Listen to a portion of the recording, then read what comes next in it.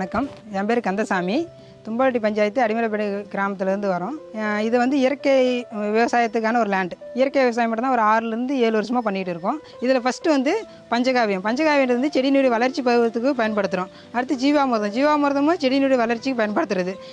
இதுக்கு அடுத்தபடியாக வரது வந்து மீனமிலம் வந்து நம்ம செடி பூக்கும். பூக்கிற பூ வந்து நல்லா எல்லா பூவுமே காயாக காய்க்கணும். இப்போ 100 பூ பூக்குதுன்னா ஒரு 90லேருந்து 95 பூ வந்து காயாக காய்க்கணும் அப்படின்றதுக்காக அந்த மீனமிலம் அடிப்போம்.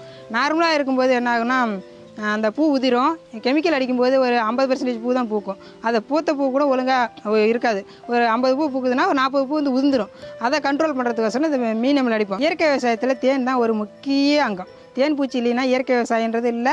உலகத்தில் இருக்கிற அத்தனை செடி கொடி எல்லாத்துக்குமே பூத்து காய் காய்க்குதுன்னா தேன் பூச்சி மட்டும்தான். தேன் இல்லைன்னா அந்த எப்படி சொல்கிறது, பூ காயாகாது, காய் கனியாகாது.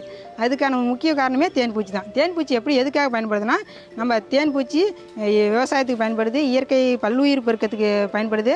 அதுக்கப்புறம் இந்த தேன் வந்து நம்ம உயிர் காக்கும். அதாவது தேன் சாப்பிட்டு எவனும் செத்தவனும் உலகத்தில் யாருமே இல்லை. விதை வங்கின்னு சொல்லி ஒன்று ஆரம்பிச்சிருக்கோம்.